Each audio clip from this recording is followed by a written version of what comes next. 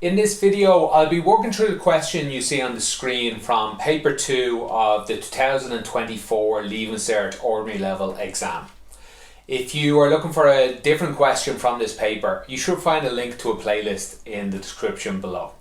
I'll be doing all this on a whiteboard, hopefully so it's similar to what you're used to your teacher doing in the classroom. But remember, this isn't a classroom, we're on YouTube, so take advantage of that. Use the pause button, rewind, fast forward, watch it in high speed or slow speed, whatever helps you out. If you do find this video or any of my videos useful, I would appreciate like, subscribe, all that stuff. What really helps out the channel the most is though sharing it with someone that might find it useful. In question 9, we're told about Dermot, who owns a ice cream van.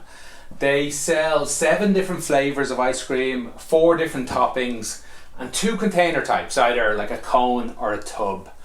And they tell us, they ask us basically how many choices do you have? For example, you could pick strawberry flavoured ice cream with chocolate syrup in a cone.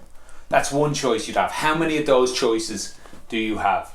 They tell you you can only choose one flavour, so you can't have chocolate and vanilla or anything like that. So how do we do this? The simple answer is we just multiply these numbers together. That's it, you're finished. To help you think about that is you could have 7 different flavors with one of the toppings. So you could have, that's 7 options you could have. You could have the same 7 flavors with a different topping. So you could have another 7 choices. With another topping, another 7 choices, another topping, another 7 choices. These are all the choices without even counting the container. You could have these. This is a 7 times 4. That's where we got the multiply. 7 times 4. That's 28. But then you could do all of that in a cone, or you could do it in a. Let's do it like this. You could do that in a cone, or you could do the same thing again in a tub. So the total answer, add these together, is 7 times 4 times 2, which is 28 times 2, which is 56. That's how many choices you have.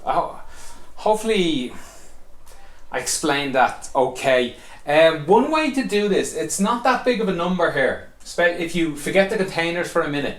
One way you could do that is you could name all these A, B, C, D, E and F. And is that only 6? And then you could name the toppings 1, 2, 3 and 4, and you could just write out how many there are, how many combinations there are. You should find there's 28 combining these two. And then hopefully it's easy to think of 2 here. You could have all 28 in a container, in a tub, or all 28 in a cone. Anyway, that's my explanation of A part 1. A part 2, Dermot wants to maximize the number of choices available to his customers. He can only add an extra flavour or an extra topping. Can't do both. It's too expensive. Should he add the flavour or the topping? So this is a great question. There's a couple of ways I could answer it. The first way I'm going to do is just with numbers. Let's just take 7 and 4. There was 28 choices. 7 times 4 gave you 28 different choices when you don't count the container. So what he's asking is, if I add a number to the 7 and make it an 8, or what if I add a number to the 4, make it a 5? Which of these are bigger? Is basically what they're asking. 8 times 4 is 32, 5 times 7 is 35. So that's it, we're already finished. That's one way to answer this question. Obviously adding an extra flavour does add options, add 4 extra options. But adding a topping adds 7 extra options. And that should be quite clear here. There was 4 of these. So adding an extra topping means you can get 7 more flavours in a new way. So adding to the topping got 7 more. Adding to the flavours, this would just turn into 8, 8, 8 and 8. There'd still be 4 of them. You'd only get 4 new things. That's the other way to think of it. And then obviously multiplied by 2 would still be multiplied by 2.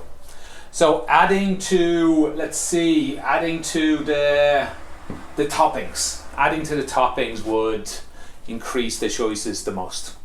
Okay, in part B, Dermot he decided to do a bit of a test on his customers. He recorded the choices of the first 100 customers on a certain day, and he wrote them all down, tried to get some information.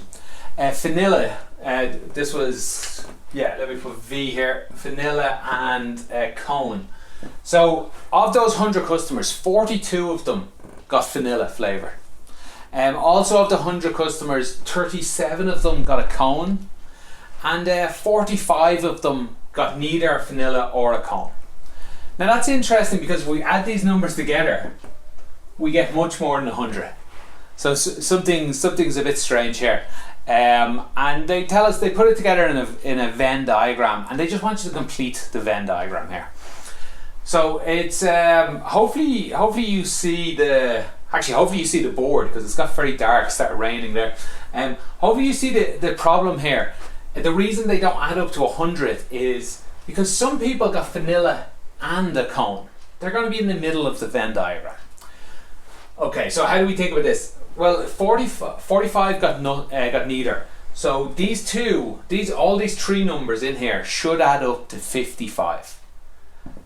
But 42 plus 37 adds up to 79. But they should add up. What's in here should add up to 55. See where I got 55?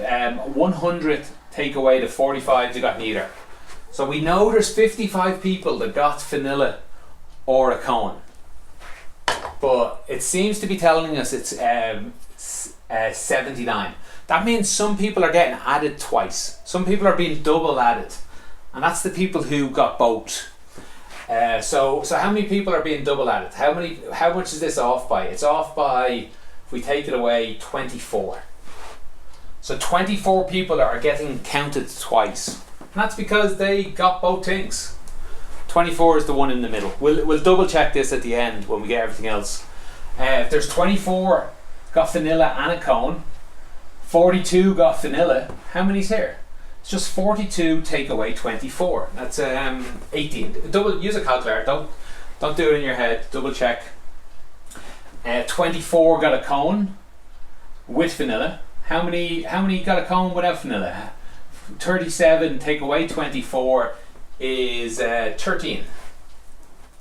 And that's it. We've filled out this whole thing. Let's double check some of these things. We'll add them all up. 18 plus 24 is 42. That works.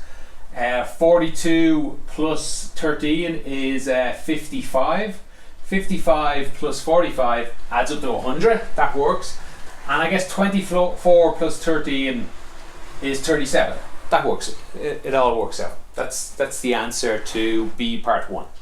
In B part 2, they say customers picked at random from the first 100 customers.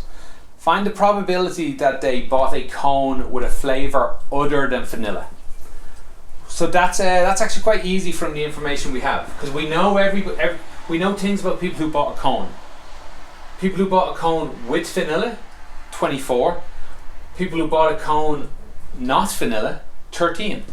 So the answer to part 2 is 13 people bought a cone without vanilla. If they want the probability, so 13 out of how many? Well, out of 100. There was 100 customers that have been tested. 13 of them bought a cone. So that's the answer. That's the probability. This is correct. Full marks. You could also write it as 0.13. That's also full marks. Or you could write it as 13%. Again, that's full marks. On to part C. Part C is actually a really interesting question. Very valuable knowledge for students. For people in general, my main job is investing. I use expected value, which is in this all the time. Hell, if you like gambling, you'd want to understand expected value. If you wanted to run a business, like this is talking about, you want to understand expected value. So it's a lot of information though they throw at you here. So what's this graph tell you? They tell you a bit in English as well, but just with the graph, what's it saying? It's saying how much money he's going to make. That's his sales. If it's wet out. If it's wet out, he's only going to make €150. Yeah, people don't want ice cream When it's wet out, you don't want to go outside to the ice cream van either. Only going to make €150. Now if it's dry but it's cold, okay, you're going to be a bit more willing to go get out to the van. But again, you don't really want ice cream when it's cold either. So he's only going to make €200 then. Now the magic one, if it's dry and it's warm, he's going to make a lot more money. He's going to make €450. So that's what this first part tells us here. The next row is actually telling us the probability of the weather next week. So it's just, you open your weather app and it tells you, look, there's a 30% chance it's going to be wet. Okay, there's a 45% chance it's going to be dry, but it's going to be cold. And the remaining 25% is it's going to be dry and warm. That's all the information that's here. And we want to use this information to work out the expected value of his sales next Sunday. So this is the probabilities next Sunday. So how much money is he going to make next Sunday? Again, if you knew it was wet, I expect 150. If you knew it was dry and warm, I expect 450. We don't know that. We just have a probability. So what can we expect? What should he plan when he's doing his business plan? He should plan that 30% of the time, 0.3% of the time, he's going to make 150. So not 100% he'd make 150. 0% he'd make nothing. Half the time he'd make 75. So it's 30% times this. That's going to give us, let's see, €45. So he'll expect to get that from the expectedness of the wet day. But he'll also expect to get money from this dry cold possibility. And that'll be 45% or 0.45 multiplied by 200. Again, remember, 45% is the same as 0.245. You can use 45 in your calculator if you remember to press the percentage button. But I've just changed it for you into a normal number. And then also he expects 25% of the time to get 450. So the expected value from that is 25% of 450. You just add all these up. You can do them separately. That's 45, that's 90. What's that? That's 112.5. Put all that together in a calculator and we add it up and you should get 247.5. That's how much he expects to make next Sunday. Remember, he won't make this. If it's wet, he'll make less. If it's dry and cold, he'll make a little less. And if it's dry and warm, he'll make a lot more. But over a whole year, over many years, this is how much he'd expect next Sunday. So that's what you should plan for.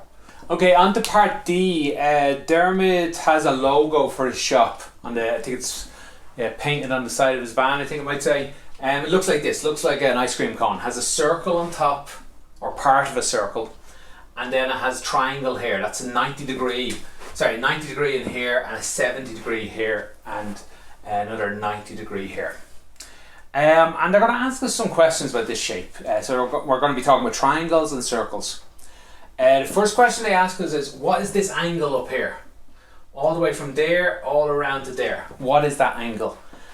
I'd say this tripped up some students, but when you see it's quite easy. Circle.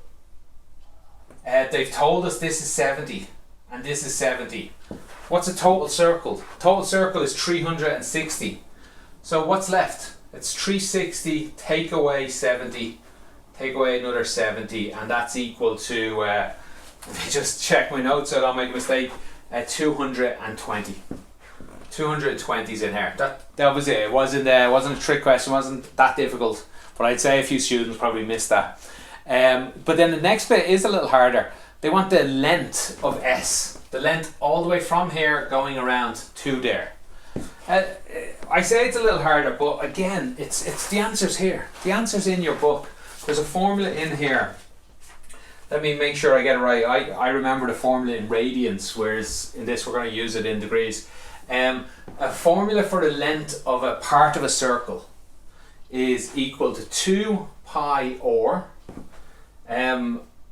multiplied by theta divided by 360. Now you might remember this as that's the length all the way around the circle, 2 pi r. And this is just how much of that circle. Is a half the circle, like 180 divided by 360? Is it a small part of the circle? Is it a large part of the circle? That's all. This is just a fraction. The full circle, 360 over 360 would be 1. Sorry, I may have just confused you there. Anyway, that's the formula for the length around part of a circle. Much more common to see it look like this. Yeah, like that here, this length. So that'd be a small part of a circle. And then a bigger part of a circle would look like this. And then a bigger part of a circle, which is what we have here, looks like this. They all work. They all work for this. Okay, so what's the answer? L is equal to 2 pi. What's R? R is the radius. It's 20. What's theta? It's what we just figured out. 220 divided by 360.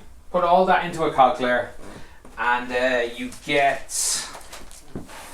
Ooh, I have a couple of L's written down here. Here it is. Here you get 76.8. That's to the nearest 1 decimal place. Always check your answer. Does it make sense? If this length is 20, does that look like it could be 76? Yeah, it does. It looks a good bit bigger than 20. 1, 2, 3, 4 of them. Yeah, looks about right. Again, that's if you got an answer of 1,000 here, you should know you're wrong. If that's 20, it's not 1,000. If you got an answer of 5, you should know you're wrong. That's 20. It's not 5 all the way around. Just test for simple things like that. Okay, the very last part, use trigonometry to work out the length of the side labelled L. That's here. Sorry, I've used L for instead of S up here. Much more common to use L for this part, S and S. Okay, so the length L. Forget this big complicated shape. Let's just draw it again, maybe even tilt it on its side. There's L. I'm just going to tilt this guy on its side. Right angle. And complete the thing there. So that's L. That's a right angle. That's 70. Let's see, we know this number. That's 20. And that's it. We know 3 things. We know 70. We know 90. And we know the length 20. You know 3 things about a triangle? You know everything. You don't need to use the sine rule. You don't need to use the cosine rule. It's just a right angle triangle. We'll use, let me write them up here. Sine theta is equal opposite over hypotenuse, and all of these ones. Let me skip to the one we will use. Tangent theta is equal to the opposite over the adjacent. And that's what we have here. We have the angle we know here. What's opposite that is L, the angle, the length we're looking for, and adjacent is 20. So this is the one we should use. I'll fit all this here. It's tangent of 70 is equal to L divided by 20. And look what we have now. We have an equation with only one thing we don't know. We can just rearrange all this until we get L equals. And it's quite easy to rearrange. Just multiply both sides by 20. And we get, well, okay, forget this one. We'll get L on the right, same thing. Multiply both sides by 20, that'll disappear, and 20 will appear over here. 20 tan 70. Put that into a calculator, and you will get to the nearest centimetre, you'll get 55. 20 times the tangent of 70 gets you to the nearest centimetre, 55. Okay, I hope that answered all your questions in question 9. If you do have anything I did wrong, or you want some clarification on, just let me know in the comments. I'll do my best to get back to you. Thanks for watching, and have a good day.